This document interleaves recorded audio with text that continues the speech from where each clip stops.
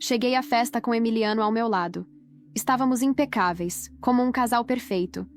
E eu sabia que Diego estava observando cada movimento meu. Fomos apresentados a várias pessoas.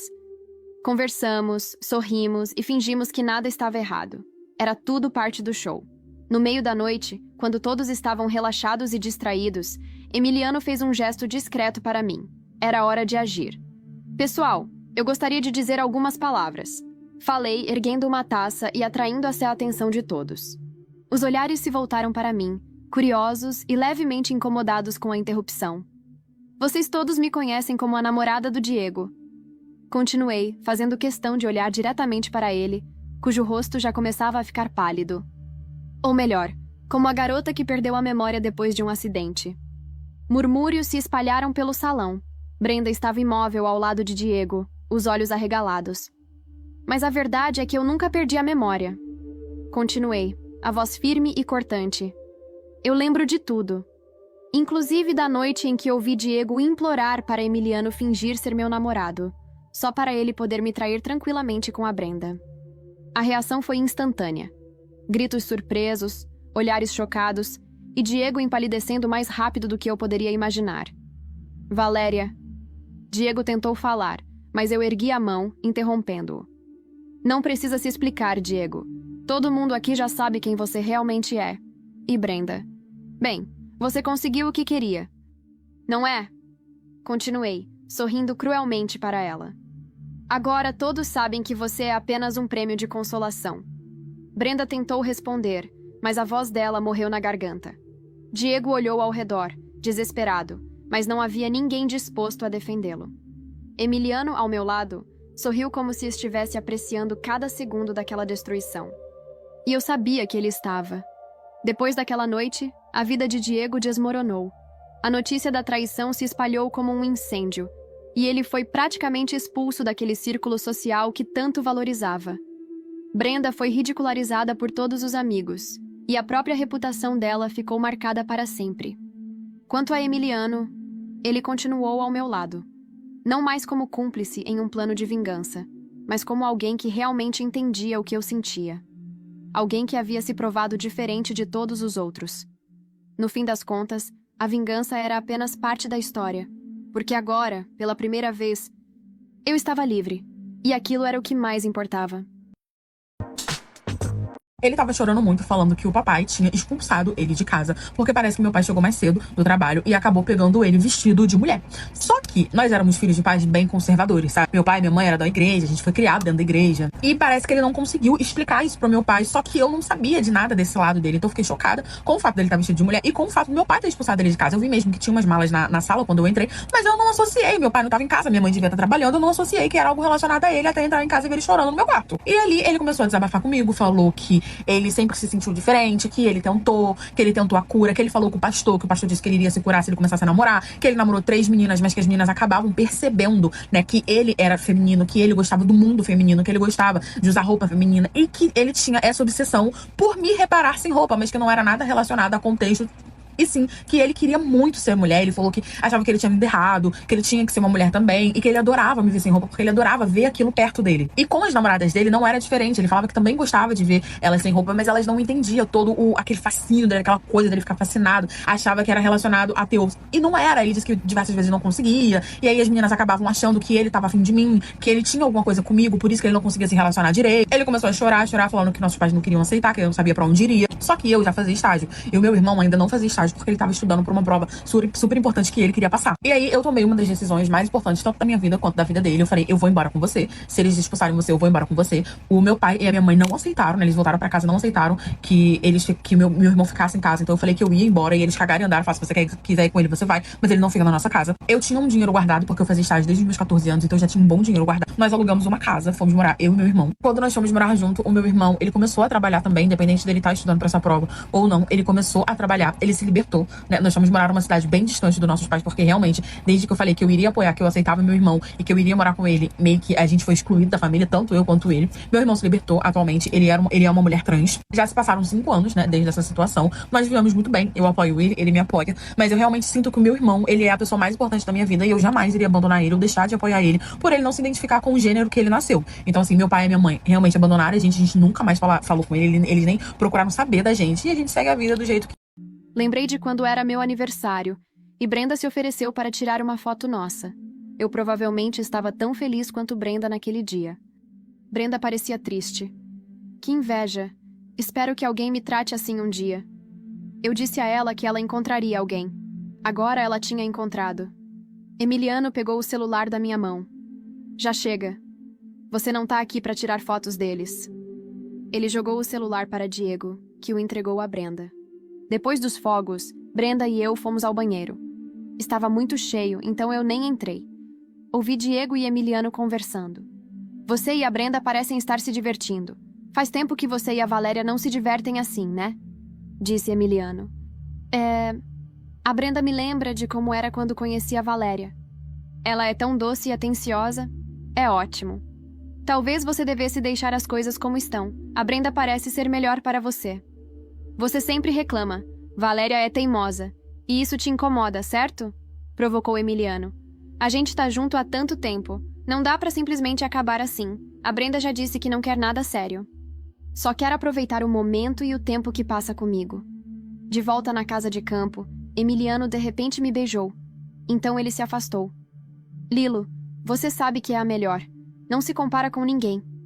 Eu o encarei, tentando entender se ele estava respondendo ao que Diego disse.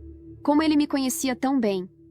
Ele sabia dos meus pequenos hábitos que o Diego tinha esquecido. Que doce eu gostava. Que filmes eu assistia. Ele foi um pouco mais longe dessa vez. Eu não disse não. Ele me pegou no colo e me levou para o quarto dele. Eu só tinha ficado com o Diego até então. Agora aquele relacionamento tinha acabado, então eu deveria seguir em frente. Na sexta-feira, o grupo foi para um resort passar o fim de semana. O rosto de Diego ficou tenso quando viu a divisão dos quartos. Ele puxou Emiliano para conversar em particular. Vocês não vão dividir um quarto, né? Separem os quartos. É só um quarto. Você sabe que eu odeio ela. Quer que eu durma com ela? Respondeu Emiliano debochado. Eu apareci e Diego teve que engolir as palavras. Na manhã seguinte, Diego arrastou Emiliano para longe. Eu estava na varanda e ouvi a conversa. Vocês dormiram juntos? Diego estava furioso. Você ficou ouvindo a gente ontem à noite em vez de curtir sua namorada e não conseguiu dormir, é isso? Provocou Emiliano. Emiliano? Tá brincando comigo? Gritou Diego. Não preciso que você finja mais ser o namorado da Valéria. E aí, vai contar a verdade sobre como você quis brincar com a amiga dela enquanto traía sua namorada? Foi você que mentiu e disse que eu era o namorado dela. Emiliano riu. Você vai contar pra ela? E você? Emiliano provocou. E a sua nova namorada? Parece que você gosta bastante dela. Emiliano continuou. Eu aceitei um relacionamento temporário com a Brenda. Nunca ia deixar a Valéria de verdade. A Valéria me ama. Ela vai recuperar a memória e eu vou pedir desculpas. Dizer que só quero ela e ela vai me perdoar. E você usou isso para ficar com ela? Diego estava vermelho de raiva. Eu não pensei que você faria isso. Você a odeia, certo? Quem disse que eu odeio ela? Não foram vocês? Emiliano respondeu, rindo da hipocrisia. Diego fechou os punhos. Não acredito que você cavou esse buraco para mim. Você teve pensamentos sujos sobre a Valéria e usou isso para ficar com ela. Cara, foi você que armou tudo. Você mesmo disse. Ele é seu namorado. Emiliano respondeu, sorrindo satisfeito. Diego estava um caos. Já dormi com a Valéria e você gosta da Brenda. Então é melhor deixar as coisas como estão, certo? Quando meu tio faleceu, eu não fui no velório. Até aí tudo bem. Até o dia da leitura do testamento. Faz tempo que a minha família não me engole direito, sabe? Eu sempre fui a diferentona, a que faz tudo do seu jeito. Mas quando meu tio morreu, o clima ficou ainda pior. Esse meu tio é quem apaziguava mais ou menos as coisas pro meu lado. Ele sempre falava com a minha família que ele me entendia e que era pra eles pegarem leve comigo, que eu era só uma menina. Ele realmente parecia gostar de mim, e eu gostava dele. Ele era o único que conversava comigo, me dava conselhos, mas eu nunca podia imaginar que ele ia fazer tudo o que ele fez. Eu não fui no velório. Mas eu não fui porque eu não sou muito boa com essas coisas. Eu fico mal impressionada, fico uma impressão muito ruim, então eu prefiro não visitar esses lugares. Até aí tudo normal. 2 semanas depois do falecimento dele, eu recebi uma ligação.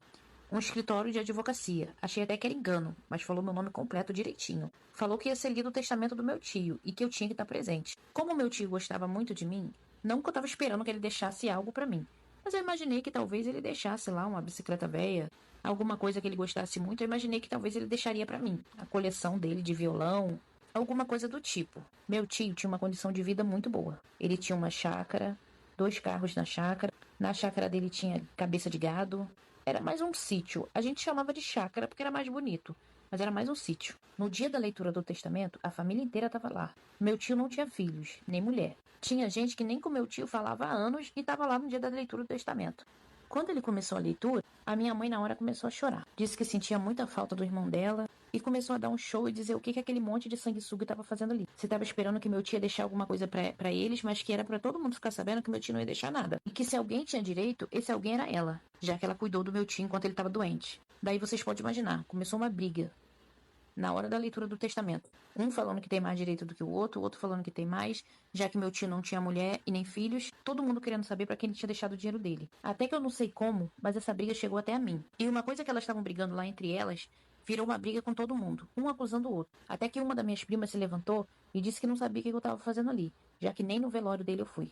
Até que o advogado disse que meu tio tinha deixado tudo pra uma única pessoa. E se vocês acham que meu tio deixou tudo pra mim, eu sinto muito em dizer pra vocês, mas é muito pior do que tudo isso. A minha irmã é podre de inveja. Ela não pode ver ninguém comprar nada, que ela chega na porta pra saber quanto foi, da onde tá saindo dinheiro pra tá comprando coisa cara. Quando foi hoje, o carro da loja chegou aqui em casa pra entregar a cama que eu comprei. Só deu tempo do rapaz fazer a entrega e sair, que ela bateu aqui na minha casa. Já foi logo emburacando, entrando pra dentro, procurando o que eu tinha comprado. O perfil oficial é de uma Arruda. Daí ela abriu a porta do quarto, já foi entrando e eu tava aqui arrumando as minhas coisas. Quando ela viu a cama, já foi perguntando comprar se foi. Eu fui e falei, foi. Ela foi e disse, tá podendo, encher das granas. Da onde tu tá tirando esse dinheiro pra eu ir lá buscar também? Eu fui e falei, se tu não sabe, eu trabalho de domingo a domingo pra poder comprar minhas coisas. Ela foi e falou, sei não, hein, quando vê isso deve estar mexendo com coisa errada, porque um salário não dá pra nada. Eu fui e falei pra ela, o que eu compro eu deixo de comprar, não é da conta de seu ninguém, vá cuidar da sua vida que é melhor. Ela foi e disse, tá nervosinha por quê? Tá desse jeito porque é verdade. E outra, tu não merece uma cama dessa não, essa cama era pra estar na minha casa e essa casa era pra ser minha. Na hora eu não aguentei e falei pra ela, olha, tu me respeita que eu não sou esse tipo de mulher que tu tá pensando não, eu e meu marido trabalham. E outra, tu é muito invejosa e mal amada, só vive de olho grande nas coisas dos outros. Aí ela começou a gritar, dizendo que tudo que eu compro pra minha casa é porque eu vejo na casa dela, sendo que eu compro e ela vai lá e compra do mesmo jeito. Me faltou a paciência, botei ela pra fora, foi pelos cabelos e ainda gritei, faça o favor de não botar os pés na minha casa, que gente invejosa e mal amada eu quero é distância. Diz aí, meu povo, vocês acham que a minha atitude foi errada? Deixa aqui nos comentários. E sigam Edilma Arruda em todas as redes sociais.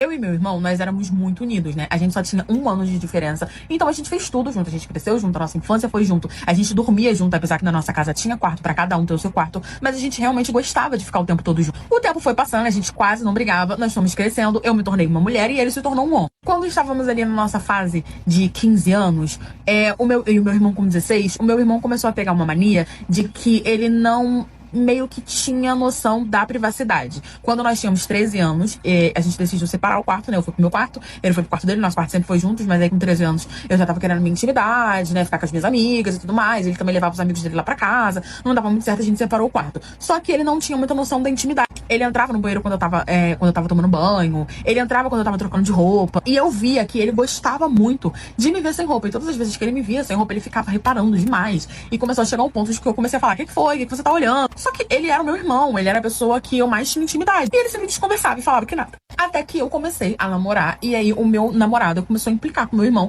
falando que não era normal ele entrar no quarto quando eu tava trocando de roupa, que ele me via sempre sem roupa, que ele, toda vez que me escutava indo tomar banho, ele ia atrás, e que isso não era normal, que ele não gostava disso. E começou a me perguntar se eu e ele tínhamos alguma coisa. E eu achei aquilo um absurdo, falei que não, que eu e meu irmão nunca íamos ter algo, né? Eu acabei terminando o meu relacionamento. O meu irmão, ele começou a namorar também, ele namorou mais ou menos umas 3 meninas, e todas elas também estranhavam esse fato dele sempre gostar de me ver sem roupa. Só que todas as vezes que eu conversava com ele, ele falava que não, que era a impressão deles e que ele era assim comigo porque nós éramos grudados. E eu fui deixando pra lá porque eu fui acreditando no meu irmão. Quando nós fizemos 18 anos, né? Ele fez 18, eu fiz 17. Um belo dia eu cheguei na escola, ele já estava em casa e ele estava sentado na minha cama chorando muito. Eu já cheguei, me assustei, perguntei o que ele estava fazendo ali e ele falou que a gente precisava conversar. Nisso, gente, o que ele me contou me deixou assim chocada. Curte comentar a parte 2 pra poder ajudar a blogueira.